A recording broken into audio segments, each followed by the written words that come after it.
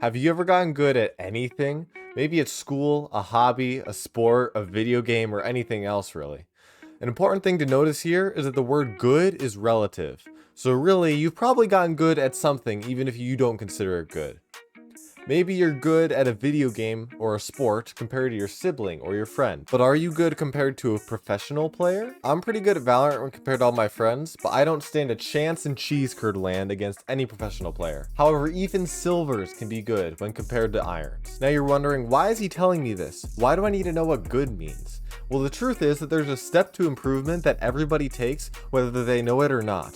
And that step is setting a goal. If you want to improve, you need a goal for your improvement. You need somewhere that you can reach to, a mountain to climb. Everyone kind of has a goal set, even if it's something simple like I want to get good. But people often overlook how important it is to set your goal both carefully and intentionally. The goal you set will determine the way you have to improve and how long it will take. And now you may be thinking, okay, my goal is this. I just want to reach the highest rank. Let's say for Valorant, it's Radiant. At first, you may not think that there's a problem with this goal, but in reality, there actually is. It's a fine goal. It sets a destination. You've got a goal up there. You got Radiant, but it could be better. So I'm going to use an example. Let's say our goal now is I want to be Radiant in Valorant. Here's some ways to improve it. Firstly, the goal could be made clearer. Do you want to reach Radiant using a certain agent, a certain role? Clearing up the specifications of a goal will make it deeper and more personal.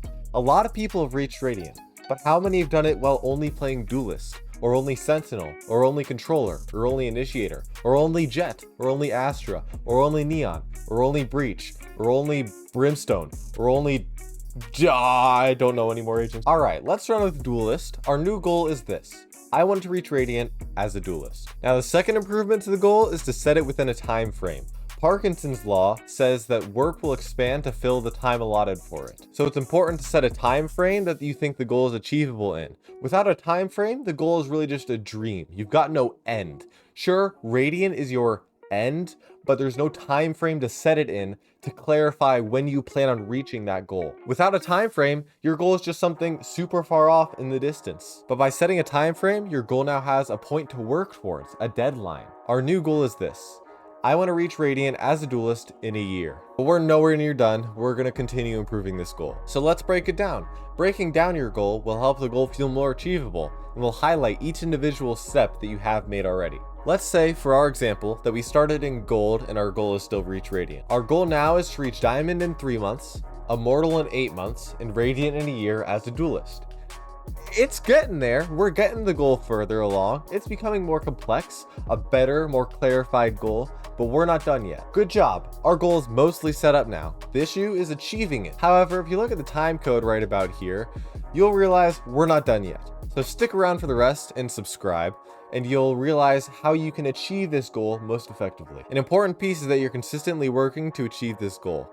A good way to do this is to set a certain amount of games that you want to play each day. By playing for a consistent yet intentionally limited time every day, you're ensuring that you'll get consistent practice, which is the key to improving at almost anything. You should limit the amount of time you play every day, depending on the amount of games you can play at full effort in a day.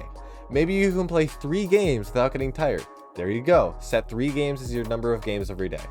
Maybe you play 2 games but are out of time for the day and you have to go do other stuff. There you go. 2 games. You can maximize improvement by only playing at your full effort at all times, meaning you've got to limit the amount of games you've played, compared to going against the bozos who've already played 13 games today and are tired out of their minds. Our goal now is that I want to reach Diamond in 3 months, Immortal in 8 months, and Radiant in a year as a Duelist, playing 4 games a day. There we go. You can probably realistically play anywhere between 3 and 5 games a day before you get tired.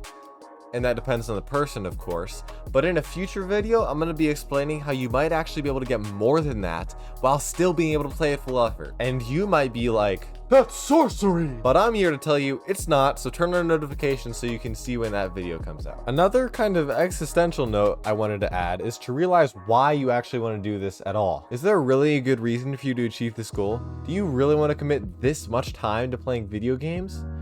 Maybe you've got spare time. Maybe you want to go pro. Maybe your goal's only immortal and you want to reach that quickly before moving on to a different game. Again, this concept as a whole is not really specific to Valorant. You can apply it to any video game, any sport, anything like that, and it should work pretty well. My example wasn't Valorant, but it doesn't have to be used for that. I also stream every night at 7 p.m.-ish, so you should come there to watch me play Valorant competitive and hopefully win. And it'll be chill, it'll be lit.